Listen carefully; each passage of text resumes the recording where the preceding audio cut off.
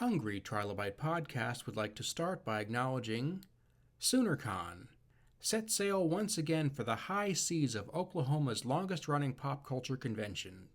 A fun weekend awaits you full of cosplay, shopping, celebrity autographs, panels, and the after hours events. Set up in the Embassy Suites in Norman, Oklahoma, you'll find a fantastic geeky weekend, June 19th through 21st, 2026. Visit Soonercon.com for details. On mic today, we have Geoff Alexander. How you doing, sir? Great. How are you? I'm doing great. I'm glad to have you here. I'm looking forward to this conversation. You are the director of an organization called the Academic Film Archive of North America. And not all of my audience might have heard of this particular organization, but they're all interested in the subject matter, I think, because I have a lot of friends who are into film history, who are into internet culture, and what your group does is it tracks the history of the educational film genre that we kind of became familiar with in the 20th century and then kind of went away. Is that fair to Yeah, sum it up that way? it is. What I did is I sort of changed the nomenclature to calling it academic film as opposed to educational film. And I'll tell you why. When people would traditionally talk about educational film after the genre kind of closed down, they were always talking about guidance films, like why Johnny has to wear deodorant and things like that. And I used to teach school. You couldn't show those things to your students because they knew they were hokey and they would laugh. And when I told people I was collecting educational films and we were doing the history of it, those are the only films they wanted to talk about. So I thought, well, let's change the term to academic film and we'll concentrate on science and humanities and we'll get the guidance films out of the conversation. And so that's essentially why we call it the Academic Film Archive of North America. And that's a really great distinction to make. Um, I have to at least, if you're making that distinction, if you're seeing that there were a lot of films in that genre that were very well done, that were appropriate for the subject matter, that did a good job at relaying the information to the target audience, what kind of what gives them that distinction? Well, guidance films are all about things like hygiene and dating do's and don'ts. And they're mostly really hokey films. Now, Ken Smith has written a great book on them, okay? And my friend Skip Elsheimer usually manages to show one or two of them whenever he's doing one of his shows. Uh, they also have some cultural value, dubious as it may be, showing how students were educated back in the old days. But when I taught school in '76. I wouldn't show them to my kids even then because the kids would laugh at them.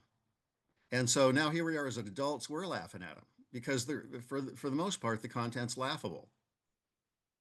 So I really wanted to get away from that. So we focus on science and humanities films. One of the reasons we do is because the content is often as good today as it was when the films were made.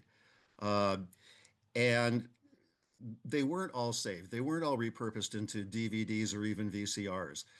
So it was important to save the 16 millimeter films from destruction. And that was the prime focus of our organization, was to get film libraries that were destroying their collections, putting them in landfills, that type of thing, to give them to us instead. We're a 501c3, so they can make that transfer.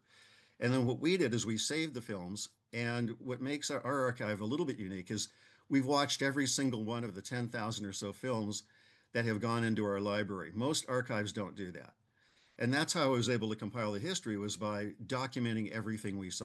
I want to thank you for making that distinction in there and for at least saying that one thing. First of all, that these films, that the ones that you don't want to focus on, were thought to be hokey and funny at the time.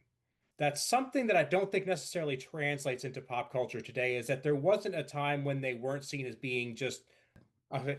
But when you're saying that there had to be a value in the genre as a whole because there was such a major push to make it happen. And can you kind of give me the push, the marketing push that was made to get schools to buy into these so heavily? Well, a lot of things happened to launch this industry to its apex. Okay, uh, there were health classes. I mean, I don't know if you remember this, but one of the classics was when it was PE time and it was raining outside, they'd always show a guidance film. And everybody be hooping and hollering and stuff like that because nobody believed any of it because the actors weren't believable, the situations weren't believable.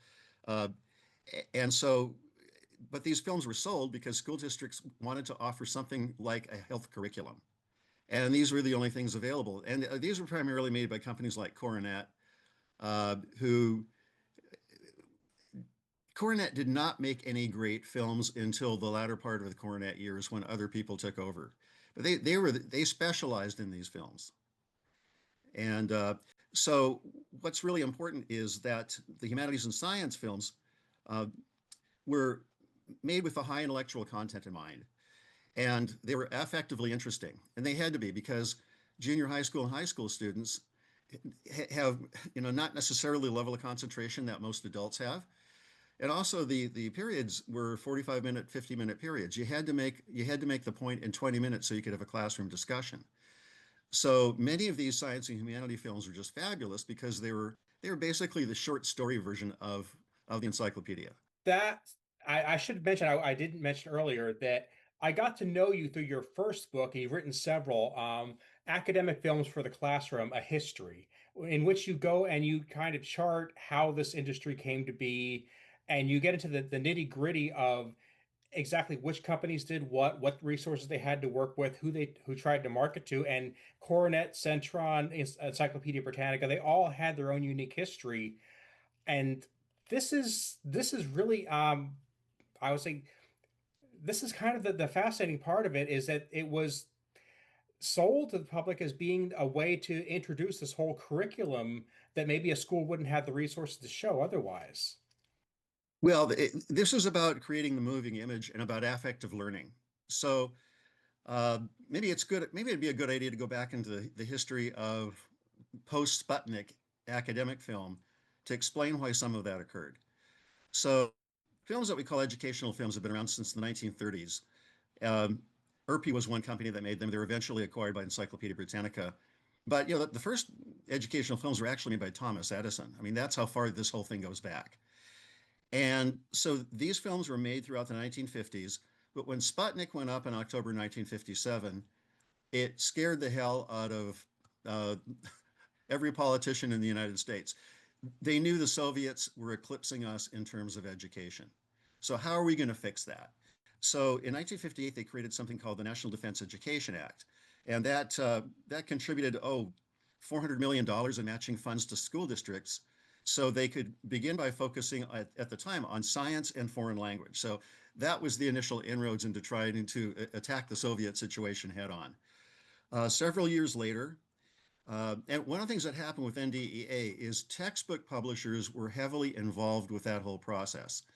So textbook publishers were always against these funds being used for academic film because it cut into their treasury.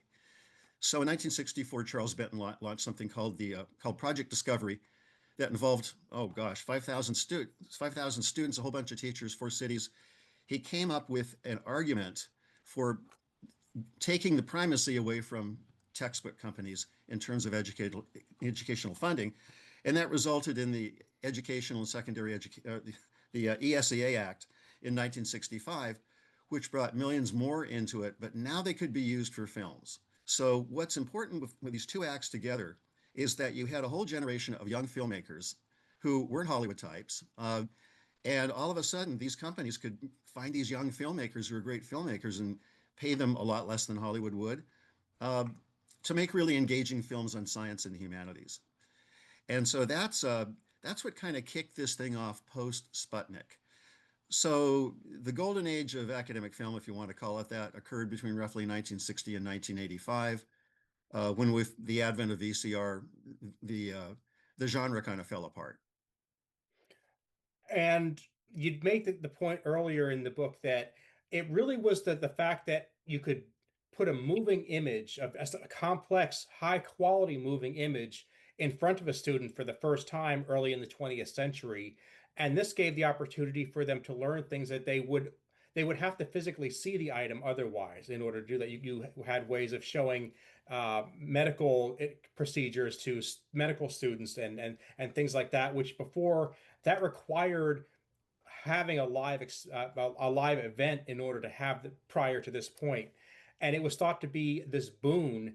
And the whole time I'm kind of flipping through it, and I'm like, there are parallels to maybe when I was a kid, and they were saying the same thing about the advent of computers and digital imagery at that point, that this gives us a way to put something in front of students that we didn't have the chance to do that before, and it's going to change everything.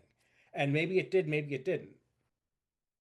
Yeah, well, so I'll address that. One film I want to talk about as an example of what you just mentioned is a film called Heartbeat of a Volcano.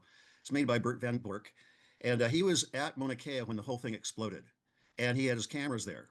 And so he made this incredibly engaging 20-minute film that was not just about geometers and science, but he was actually suspended over lava vents, pointing his camera downwards while his grip held him by the belt so he didn't fall in.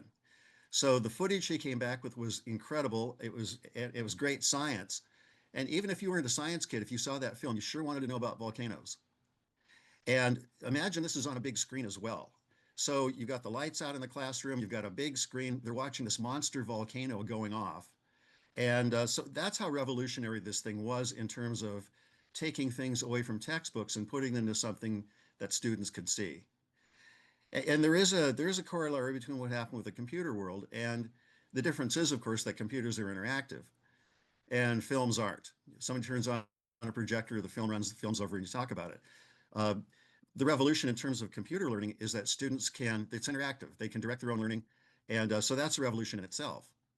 It just seems like at some point the major technology push has always come to this idea that they have the ability to change everything, and then about 10, 20 years later there's an effort to say maybe not so much, let's pump the brakes a little bit, because learning is still learning. Education, there's some things you can't force education. The students have to want it, they have to seek the information out. And that's always the limitation of any format. Well, yeah, and they refer to it as inductive versus deductive learning. And a term that Benjamin Bloom used to use was affective learning. And that's why, and that posits it's just as important to get students to want to learn as it is to try to force feed them. So the best kind of learning that can ever take place is when the students are interested enough that they've got some skin in the game and they want to find out more. And again, that goes back to why these films are so interesting. Another one I want to mention is the Magnet Laboratory. This was 1960, and it was part of the Physical Science Study Committee, which was a huge project. They ended up doing, 120 physics films, and some pretty well-known directors. Richard Leacock was one of them, and he's one of the fathers of cinema verite or direct cinema, however you want to call it. Well, Richard Leacock was doing some work at MIT, and he found Francis Bitter, who had a magnet laboratory. Fascinating guy who was primarily known for demagnetizing Allied ships in World War II, so the Germans couldn't attach magnetic mines to them. Okay, pretty well known guy. Um, and in this film, Francis Bitter shows how this magnetory works with these huge bus bars and things like that. At one point, they actually set the experiment on fire accidentally, so they have to bring in a fire extinguisher to put it out. Well, what a great piece of affective learning when it shows the explosion blowing up, the experiment. What I loved It's about just that, great stuff. And another film he made in that series, he yeah, I'll just mention another film in the series. He took his 10-year-old daughter and put her in an electric force field and turned the electricity on, and her hair went up like this. hmm, And she still talks about it to this day as being one of the highlights of her childhood. I would imagine so. If And we digitized that film and put it up on the Internet Archive so she could watch it, and everybody can watch it now. Awesome. I'm gonna have to link to that as well for sure. Everything we talk about, as best I can, I'm gonna have it available in the show notes on my website. But as far as the magnet went, the magnet movie went, my favorite part of that had to be when he's in the middle of trying to explain what's about to happen, and so you audibly hear the phone ring in the background, and then you hear somebody answer it. This was done near the microphone, and he's like, "I'm busy. Tell him to call back later." Yeah, isn't that wonderful? Yeah, They didn't do another take. They didn't edit it out. They just said, I'm busy, call back. That's a boss move. And that's Ricky Leacock because he believed in letting the camera roll, and whatever the camera picked up, the camera picked up.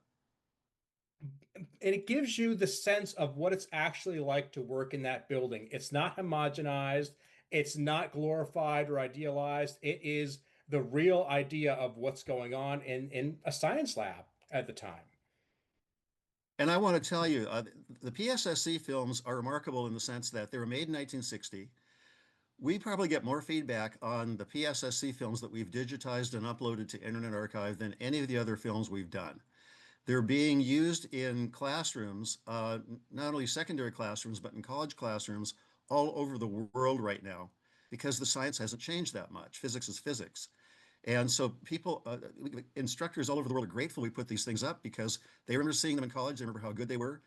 And they were gone for so long until we began to resurrect them. It's funny that you say that you reuse the same things over and over again, and even today. I grew up, I started school in the mid 80s. I finished up high school in the very late 90s. That was the very tail end of the time when these films would have been relevant. They were already seen as being old and outdated then, but teachers would sometimes bring them out because they didn't have anything better, or they might have just been what was available at the time. And it would be fun because most of the time it wouldn't have been there wouldn't have been an advantage to having it on a VHS tape or having some other format because it was what it was. Well, there are a couple of problems with VHS. One of them was that the resolution was almost always very poor because the people who were they're repurposing 16 millimeter film into videotapes would oftentimes just point a camera at a screen, run the film, and now we've got a now we've got a videotape. So the resolution was just awful. Uh, and also, you run a videotape. Okay, the teacher gets to bring a television, on rollers into the classroom, but now they're looking at a 12. You got 30 kids looking at a 12-inch screen with poor resolution. And so what happened was, with the advent of VCRs, with so many people copying these tapes, the film companies really couldn't make the profit they were used to making, so they really stopped making these films in roughly about 1965. Several were made up until the early 90s, but that was pretty much it. And of course, they weren't repurposed into DVDs either. What you did find is that there are a whole lot of teachers who loved film so much that they kept the films the schools gave them to them, and they continued showing these in 16 millimeter format way into the 2000s. And as these teachers started aging out of the system, that went away. But a significant number of those teachers have donated their films to us. So they're still using them into the new millennium. And just to kind of give myself a little bit of a plug here, on the YouTube version of this podcast, on that channel, I do sometimes take old film that I found, I digitize it, put it up there. I really try to seek out this time capsule type footage. And the thing that always strikes me is that VHS kind of ruined us for this because the quality was just so terrible. Anybody who's nostalgic for VHS, you might be a wonderful person and you're entitled to your opinion, but the stuff was garbage. I'm sorry, because the image quality was just terrible. And then you look at something that is 20, 30 years older than that looks beautiful. And you have to ask yourself why we ever settled for this. I'm watching the stuff that you're putting out there, and it looks fantastic compared to anything I remember from my childhood. Yeah, it's still exciting. I mean, the resolution's terrific. Uh, I can't watch one of these films on a VHS tape because the resolution is so poor.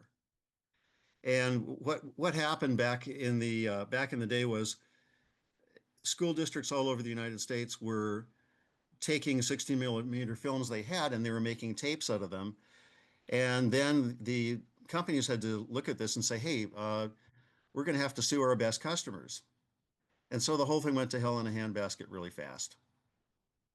It becomes a race to the bottom because you're trying to sell a more product at a higher rate for less money, and that's just a formula for disaster. Yeah. Uh, But specifically when it comes to the types of schools that were involved here, I maybe it's just me, but reading your book and just looking through the films that we have, I noticed there are a lot of companies based in Middle America, and there are a lot of schools helping them that are based out of Middle America. I see a lot of Iowa, Illinois, Oklahoma in there. And I just have to wonder if that there was a specific significance to that. I think some of it had to do with the fact that Chicago was the center of the academic film world, with Encyclopedia Britannica, University of Chicago, Coronet Films, they were all there. So when Encyclopedia Britannica Films wanted to run any kind of a test, they always did it in the Midwest. And I can't speak to, Centron, I think, was in Kansas. You're right, there were a lot of them in the Midwest, but there's also the International Film Foundation in New York. And so it was spread around, but you're right, there was this huge proliferation of these companies that operated in the Midwest. And I don't have a complete answer for that other than they were close to Chicago. I It's worth looking into for sure. Like I live just a couple blocks away from the University of Oklahoma campus, and they did produce some of the guidance counselor films that we mentioned before. And in fact, I'm pretty sure I recognize one of the neighborhoods that are used in the establishing shots. And I would like Mhm. to track down exactly where it is, but it just looks so close. That's a good story. And Worth investigating. yeah, for sure, for sure. And even though it's probably changed a lot, some things seem to be very, very similar, especially, near campus properties don't like to change all that much. They're worth too much. But like the University of, I think, Iowa, if I remember correctly, they had set up in the 1950s a film rental service based out of their library that looked a lot like something that you would find in the 80s and 90s at like Blockbuster. The rental agreement was basically the same. Like you come in, you swipe your card, you fill out an account, and you can have a movie for 2, 3, 4 days, whatever it is. And it wasn't just reserved for students. This was available to the public. And I just found it interesting that based the University of Iowa, of all places, had basically created the home video culture that the rest of the world wouldn't see for another 15, 20, 25 years. University of Iowa is interesting because they were also the repository for the American Archives of the Factual Film, which was a magnificent academic film library.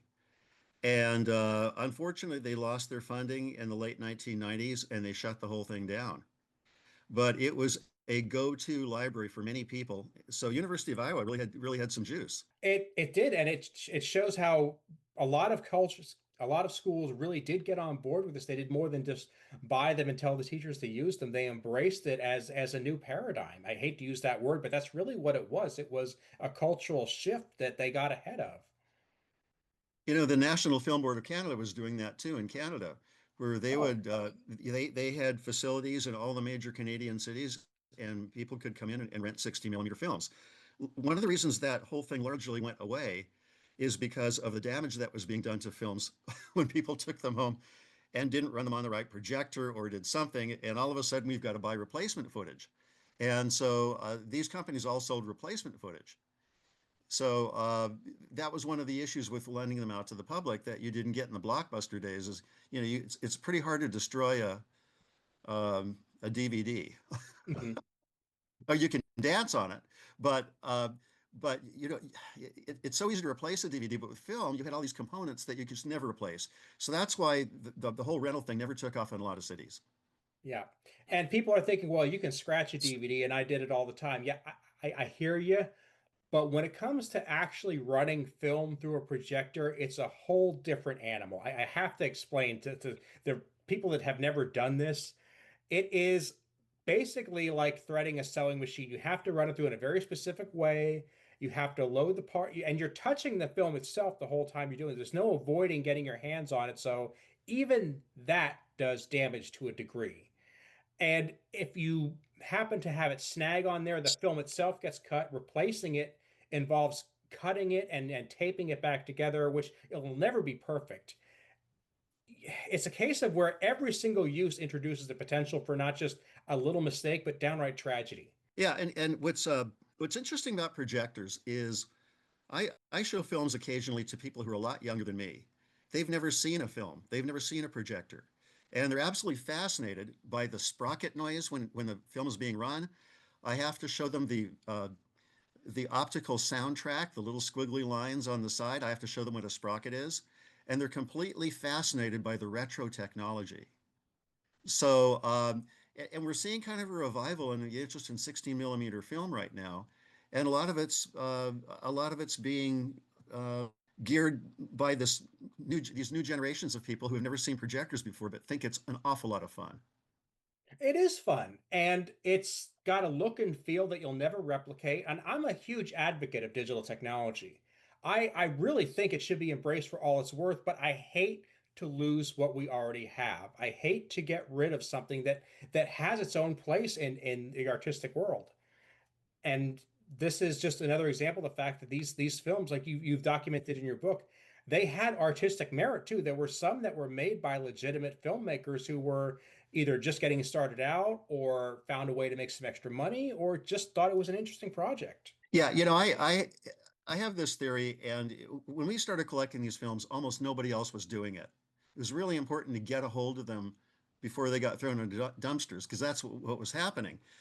And this was, 10 or 15 years after the whole movement went away.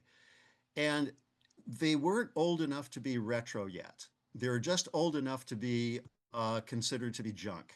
And that's what happens with a lot of art is that right after it becomes unpopular, nobody wants it. So then that's the danger point. That's where a lot of the good stuff gets thrown away. So it's really important to collect it while other people think it's junk, because you know that a decade or two or three or four down the road, it's going to be seen as really valuable. But if you don't collect it when you can, um, then no one will ever see it again. And that's one of the reasons we try as much as possible to put things up on the Internet Archive and make them free for people to view so they'll see what these things were. And it's also important for filmmakers. I mean, the filmmakers who made these films are now much older than I am. They usually haven't seen their films in years. And we tell them we can facilitate that. We can put one of their films up there, clear copyright, do the best we can. Then not only can they see their films again and they can show them to people, but if people want to make commercial use of the footage, we can put them in touch with the filmmaker, and the filmmaker can make his or her own deal and make a little money. And we don't get involved in that. We make no money on this. So that's exactly the attitude to have is just get it out there, make sure that people have this preserved for them, they can watch it. If you had something that you would like people to take away from it that maybe they wouldn't have expected when they first hear about these movies, what would that be? If you had your dream wish that somebody could look at this and say, "Oh, wow, I never realized." Well, we get that a lot. I mean, we get a lot of feedback from people who never realized what these films were. I'll give you a quick story about how we use some of this, okay? We found a film called The Hasidim that wasn't a very well-known film, and it was about the Lubavitch Hasidic community in New York. I want to say, mid-1970s. And I became fascinated because it was an incredible sociological document of a culture. And I tried to find the filmmaker, he was gone. Tried to find the producer, he was dead. But there was a rabbi who narrated the film. And so I thought, well, let me try to find the rabbi. And I find a rabbi by the same name down in Florida, give him a call. And I said, are you the same rabbi who narrated this film? He said, my God, I was 21 years old. He says, I've been looking for that film for 30 years. My only copy burned, and I haven't been able to find it since. And I said, well, guess what? We have a sponsorship program. You can sponsor the digitization of it, and we'll put it up online so you and everybody you know can see it. And we did that, and he was thrilled. He said, I can't believe it. My grandchildren can now see this film that they had only heard about. So one of the things we do at our archive is we try to track people down who are associated with these films and try to find a way of maybe getting them online so that not only they, but everybody else in the world can see them free. That's incredible. I hadn't realized it was that social component too. And that's the important part is that there are people behind these. There's somebody who woke up one day and said, I need to make this. This is important. And even maybe they were given the job, but it's still something that somebody had to cook up and say, this is a project worth doing. And that's a story that I think kind of gets lost quite often. We run into these stories all the time because that's part of the research is finding people, contacting them, talking to them. Another great story is Carson Davidson, who the Academy of Motion Picture Arts and Sciences worked with pretty heavily on a preservation project at one point. He did a film called Railway with a Heart of Gold, which is about the oldest continually operating locomotive in the world, and it's in Wales, and an incredible film. So I contacted these people and said, do you know about this film? And they said, yeah, we'd love to have a copy. We know it exists, but we don't have a copy. And so I talked to Carson Davidson. I said, hey, how about if we make a copy for them? And he said, well, that'd be great. So what we did is we transferred it to DVD, and I flew to Wales, and I walked on to, and they knew it was coming. What they wanted to use the DVD for was not only to see it, but they wanted to sell it in their little shop so they could make a little bit of money on this. There have been 5 or 6 generations of people in Wales who've worked on this train. Oh, wow. And there's this continual theme, that musical theme that goes throughout this film. And when I walked into the train station, all the employees got out and started whistling the theme song while I walked in the door. And it was incredibly moving.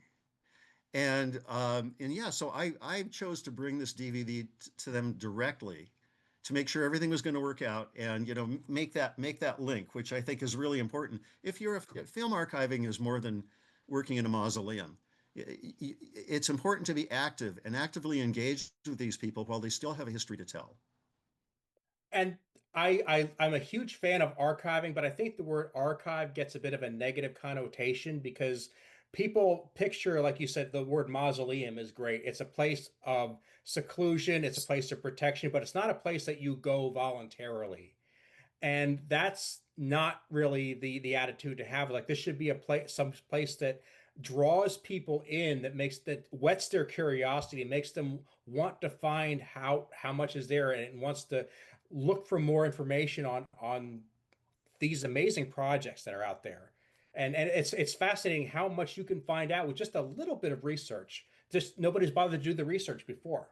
Yeah, yeah, we're kind of at the forefront of that. And again, you have a lot of these archives that have just an incredible amount of material. They can't see everything. I think University of Indiana, for instance, which is a great archive, has an excess of 100,000 films. Well, who's going to watch all those? And we had about 10,000, which was doable. So I mean, what I did is every time I got a donation, I just took them home into my living room, watched them, and documented everything. And we were able to do that. But as I said, the most important thing is we did something with it. We didn't just say, okay, now it's going to go into metadata and it'll go off and live in a library somewhere. We did 400 public shows in the city of San Jose where we're from. Uh, we have 500 some odd items up on the Internet Archive right now. It's not enough, but we're doing what we can. And there are a number of other archives around the United States, many of them associated with universities, that actually do film programs where they bring out some of the films they haven't showed them to the public. So a number of archives are doing that. If somebody wanted to get involved, if somebody wanted to maybe help out a bit, what would be the best way to do that? Well, we're always scouting around for films. And so on our website, we invite people who have any of these films to donate them to us so we can continue getting more. The major part of our film archive right now lives at Johns Hopkins University. And so that's been exciting because now we've got a whole new series, we've got a couple new generations of people who are going to see these films for the first time, going to be involved in archiving them and watching them, digitizing them, doing all these kind of things. So we kind of cheated a little bit. We instead of just staying here in San Jose, we decided to look around the country and find a major city that was underserved in the archival world. And Baltimore, as it turned out to be the perfect place. Wow. So what we think is going to be happening there, and I work very, very strongly with Johns Hopkins now with a number of people over there in both their film and their library departments. So our goal there is to get younger people involved in this. For sure. And I hope you have those people come on. I'm going to try to direct everybody I can to your organization's site. Do you have social media they can look at? Do you have places they can follow your work? Only at the afana.org website, which is a very old website, because I can update everything in seconds and I don't have to pay anybody. But it's got 200 some odd pages. I mean, they're really wild stories on there. There are 82 biographies of these filmmakers. Um, and I'm pretty funky about what I put on there. Richard Leacock had this passion for Louise Brooks, who was an early femme fatale in film. And so he wrote this narrative about how he tracked her down. He wanted to make a film of her. And she was a lot older than him. And he tracked her down and she said, I don't really feel comfortable having a cameraman here. And Ricky had brought a cameraman with him. So she says, I want that cameraman to leave. And she said to Ricky Leacock, and I want you to go down to the corner and buy a fifth of vodka. So Ricky goes down, buys a fifth of vodka, and they had this affair that lasted a week. Nice. And it was a fantasy of Ricky's. Gosh, you know, I get to have a relationship with a femme fatale of my youth. And she was in G.W. Pop's vampire film. I mean, really well-known actress. Uh, I thought it was important to put that story on our website because that was a big part of Ricky. So we have a lot of things on that website that are really weird, but tangentially attached to the films that we champion. I don't do social media because I don't have time for it. So I Fair. don't do any social media whatsoever. I'm always involved in writing projects about film, so that's what takes up a lot of my time. Uh, so yeah, so we have a very static website, but I'm pretty happy about it. We've gotten Johns Hopkins to agree to keep that website going after I'm long gone because it's got historical information in there that nobody else has right now. For sure. And I mean, I totally get that you don't have time for social media because honestly, it does come with its own set of complications. Let me say that in the nicest way that I can. And I'm a big fan of the old school web publication process you have because, like you said, it is very versatile. You can do it quickly. I like social media in that it does give a broad reach to people who might be looking for what you're into. So if I'm going to talk to those people for a minute, if you're listening to this and you like these short films and you want to be involved, get onto that website, look up some of the stories that might be interesting to the types of movies that you draw you in, and give it a shot. Send an email to the website, see if you can maybe trade some stories. Yeah, that's great. We actually have a pretty broad reach with that little website because it turns out when people are researching 16 millimeter film, we've been around long enough that oftentimes they hit us immediately. Well, Geoff, I appreciate all you've done. I'm going to keep reading your books because I've only gotten through the first one and I have a bunch more ahead of me, and I definitely want to do that. I would love to have you back anytime to maybe dig deep into some of those as well. I'd love to, Aaron. This has been a fascinating conversation. Thank you so much. And by the way, speaking of social media, this is our social media contact. It's through podcasts like yours. I'm glad to be of service, and let's keep the ball circulating the tapes. Sounds great, Aaron. Thank you so much. Thank you.